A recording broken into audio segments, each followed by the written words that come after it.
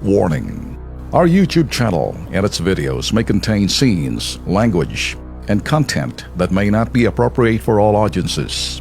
These videos include surveillance footage, undercover pursuit of suspects, actual police and rescue operations, and fearless confrontations. If you do not approve of the content, please do not watch our videos. If you wish to continue, we strongly advise that you proceed with caution. Viewers' discretion is advised. Kung pampawala ng stress ang pag-uusapan, wala nang tatalo sa mga pet animals tulad ng aso't pusa. Kaya naman, coffee shop para sa mga pet lovers, parang kabuti na nagsulputan. Alamin sa Kilos Pronto.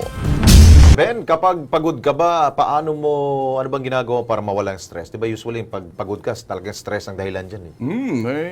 Mag-relax ka syempre. Oo, or yung iba dyan, nagpapamasahe, no?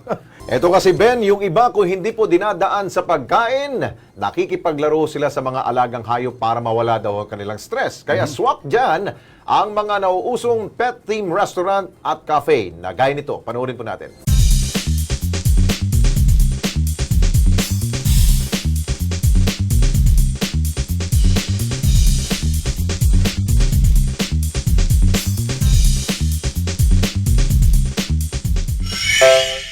Man's best friend. Yan ang turing natin sa ating mga alagang aso at pusa. Kadalasan, itinuturing na parte na ng pamilya ang mga alaga nating hayop. Hanggat maaari gusto ng mga animal lovers nating mga ka-KP na makapiling sa lahat ng oras ang kanilang mga alaga. Pero may mga lugar na hindi sila pwedeng dalhin at isama kapag namamasyal. Pag may nakaririnig kang cat, parang it's automatic na gusto mo silang kuhanin or kahit i-feed mo lang sila. Kaso syempre, hindi naman kasi most of the time na papayagan ka ng parents mo na dalhin sila sa bahay. Kaya naman, huwag na raw mag-worry dahil nandyan ang Bengal Brew, Wolf and Bear at Meow Cafe. Marami pang ibang katulad ko na gustong pumunta sa isang lugar na mabibisita nila both cats and dogs in one visit.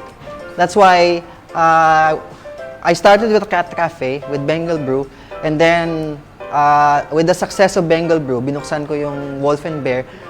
Now, it's an integrated pet cafe, meaning magkasama yung cats and dogs. Para whether cat lover ka o dog lover ka or just an animal lover in general, pwede kang pumunta dito and visit all of them. Initially kasi ang akala natin parang most of the Filipinos dog lovers. Meron din palang mga cat lovers. Dito habang kayo nagkakape at kumakain sa kanilang mga specialty, pwedeng kayong mag-relax, makipaglaro at makipag-bonding sa mga cute at makukulit na residente ng Cat and Dog Cafe. Yung concept nung Bengal Brew, it's like you're stepping to the wild side. Kaya we have Bengal cats and African servals na very exotic and wild looking. Marami naman ding natuwa dun sa experience nila. Siguro I think yun yung pinaka-reason ba't sila nagpupunta kasi gusto din nila ma-experience na they're dining with the cats. Ganun. At the same time, naintriga din sila dun sa pinaka-concept ng cafe. Saka dun sa mga different breeds ng cat na hindi pa nila nakikita before. Bukod sa mga naglalaki ang Arctic Dogs, nandyan ang mga exotic short-hair Persian at tropa ng mga Bengal. Bida rin ang magkapatid na sina Gabriel at Lucas na African Serval. Pero hindi pa patalo ang mga Puspin o pusang Pinoy na sina Latte at Tiger. Kaya bago kayo manggigil sa kakyutan nilang taglay, sundin muna ang mga patakaran bago kayo makapasok sa kanilang tahanan. We have house rules just to make sure na yung welfare ng cats are taken care of. At the same time, yung safety din ng customers ay napapangalagaan. Pero paalala naman ng pamunuan ng Meow Cafe at Bengal Brew, una pa rin sa prioridad nila ang kalusugan at kaligtasan ng kanilang mga alaga. You can take care of no matter how many animals you take care of, as long as you have the means. Basta meron ka kakayahan na alagaan sila at i-provide yung mga pangangailangan nila, pwede kang mag-alaga.